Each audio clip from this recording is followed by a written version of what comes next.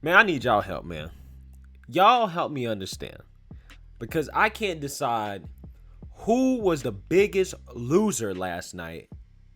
Was it Fox News or the pollsters who've been telling us for the last 4 to 5 months that Joe Biden was going to win this election in a landslide and that there was going to be a blue wave across the whole country? I can't decide because obviously post-election, even though the media hasn't decided who has won the election yet, that's not what happened. And Tucker Carlson goes on a beautiful rant on Fox News during their election coverage, calling out the media. And I think he really directed this towards Fox News as well, on their obvious bias throughout this whole election process that has caused the American people to distrust the media and how the media has lost all credibility at this point. But before we get into that, my name is Greg Foreman, and you're watching A Black Conservative Perspective. Make sure you like, comment, and subscribe. Most importantly, share A Black Conservative Perspective. You can also follow me on Twitter at GForemanBCP. Let's get it. All right, guys, check out this little rant from Tucker Carlson on Fox News regarding the media coverage of the election. I would say in some very specific ways, we, the media, I participated in it for 30 years, have not been credible. We have lost trust. And that's just, I think that's really bad. And it's something that we need to fix. And the obvious problem is something we said we were going to correct in 2016, which is we don't know anybody who votes for Trump. And so you really got the sense watching everybody that, like, you know, it's kind of embarrassing to support Trump or whatever. And that's why the rallies were such a huge shock to a lot of people. In the last week, all these people unapologetically saying, I love Donald Trump. And it's like, I've never met anybody who says something. Who are these people? We have a huge problem in our business with being cut off from the country we cover. And I would say a lot of power centers in this country have that problem, but we have it in the media, and I really sincerely hope we fix it because we're moving toward like zero credibility, and that's bad. Yeah, I mean, I talked to Molly Hemingway earlier in the show about the president and his supporters feeling like he was not running only against Joe Biden, but was running against a lot of the media as well.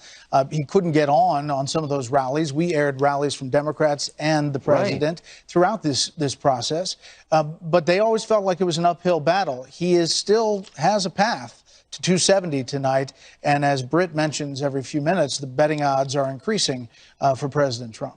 Well, they are. And I have to say, because I think I'm bitter about it, and it's worth being bitter about. We found out in the final days of this campaign that members of the president's family were under an active FBI investigation into business deals that I think, pretty conclusively proved he knew about, parts of which he approved of. Tony Bobulinski was a direct participant in those conversations with the former vice president. I'm not accusing him of a crime. I'm merely saying he was involved. And that story was utterly squelched. Bobulinski's name wasn't mentioned on any other channel apart from Fox News. It was completely ignored on purpose, not because it wasn't newsworthy. It most certainly was newsworthy, but because they were taking a partisan position on behalf of a presidential candidate.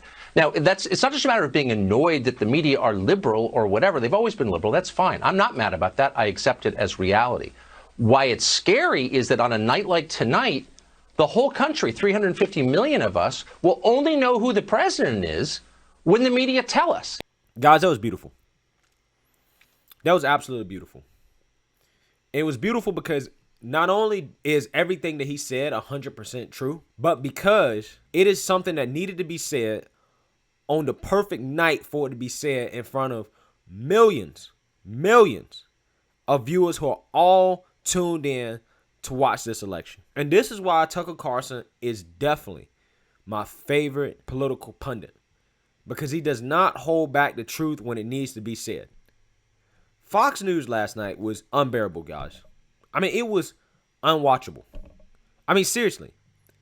Like Tucker Carlson said, these networks are trying to project their belief that Biden is going to win on the American people to the point where they are calling states like Virginia, who only had 1% of the poll or the vote in, and Trump was up. They called it immediately for Joe Biden. Immediately for Joe Biden.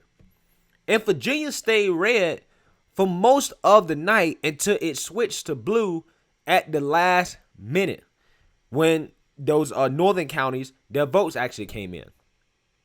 And people were upset about this, and rightfully so, because states like Florida that had 95% of their vote in, 96, 97, 98%, where it became mathematically impossible for Joe Biden to win, the media refused to call it. Let's not forget Arizona, guys.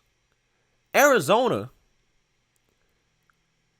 was called early as well by Fox News, and Fox News really got called out about this to the point where they had to discuss it on air how much they was getting called out. There has been pushback to our call for Arizona to be in the Biden column, and my phone is lighting up with Republicans saying you can't do it. And you just heard me kind of grill Chris Starwald on that. They're standing by that call as of this hour. Yeah, I mean, there's been a great deal of pushback from the president, his staff, the governor of Arizona, apparently more than 1 million ballots still to be counted. I'm not privy to the math. I'm not certain how that, even after the explanation from Chris Starwald, how that decision was made. So I'm sure there was a reason for it. I don't know what it is. I do know that people are very concerned about the media in general. I think our viewers trust us, but people are concerned. The media has told us, oh man, there's a bunch of Californians moving to Arizona, and that Arizona's getting younger and it's getting more liberal. Again, projecting their belief that it's going to go blue on us. They ended up calling the Arizona election, even though the race was still close. And even right now, the Trump campaign is contending that Arizona is still winnable by President Trump, and they may win by 30,000 some votes. And, you know, at one point they had 98% or something like that in, and then now they had like 86% in or whatever, because they had some type of polling, some type of data feed error or something like that. It's ridiculous. The media hates the fact that they were wrong about what was going to happen on this election day. And Tucker Carlson makes another good point to back that up. We saw the rallies. We saw the support. We think that for whatever reason, the Trump supporter is non-existent, as if they don't exist, as if they're not real people, as if they don't matter, as if we should ignore them. When in reality, they're all over the place, and they make up what some people would say a majority of the country, at least geographically. And the media continues to try to step on us and to marginalize us and to act like we don't exist and to project their beliefs on us to the point where they're trying to skew the reality of an election. To another point that Tucker Carlson brought up, the polls were just wrong. The pollsters tried to project their reality on us as well. The polls had Joe Biden blowing out Trump in a landslide. It wasn't even going to be close. If you listen to Nate Silver, the CNN polls, Gallup polls, all these other polls out here, the only poll that had it as a close race, or one of the ones I can think off the top of my head, was the Rasmussen poll. Everybody else said, nah, this ain't it. This is a landslide for Biden. When it came clear that President Trump had a path to victory and that he was the betting favorite to actually win, the media panicked to the point where they started calling races so early because they just assumed that Virginia was just going to go blue no matter what. Even though there's a large part of Virginia that's red. There's a lot of conservatives that live in Virginia. And that's the problem. These pollsters think they know so much and they don't know anything. All this data science and statistics they use, what's the point of it if you're just going to be wrong?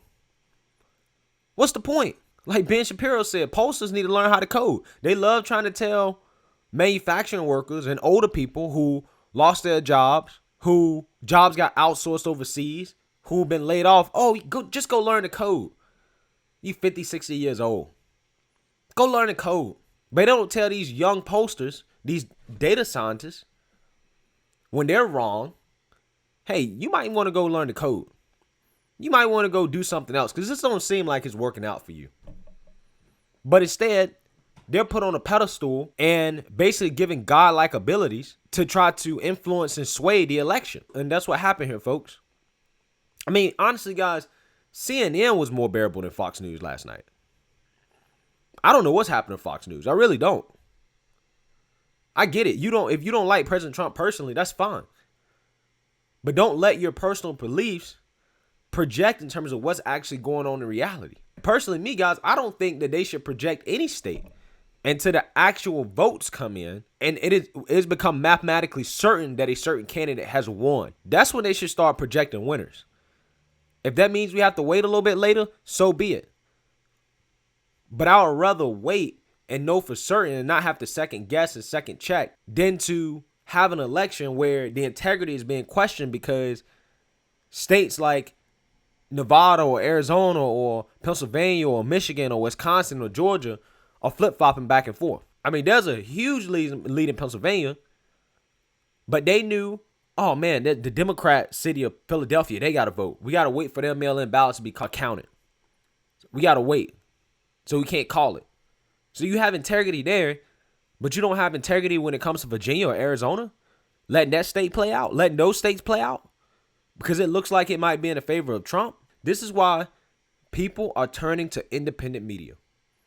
This is why people are turning off their televisions, they're getting rid of cable, and they are going to other sources of media and news because the people who say that they're to give us the facts can't even give us the facts straight. And like Tucker Carlson said, it's scary, man.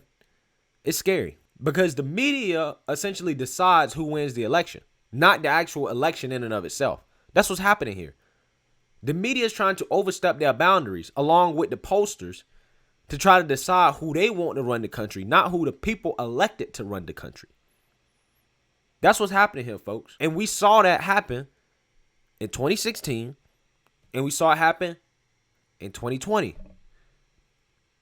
This is what the media is doing. So I think Tucker Carlson made an excellent point about this, and I'm so glad he said it. And it took a lot of cojones for him to say this right in the middle of the election when his network was really laying an egg in terms of their coverage. Because a lot of people was pissed off at Fox News last night.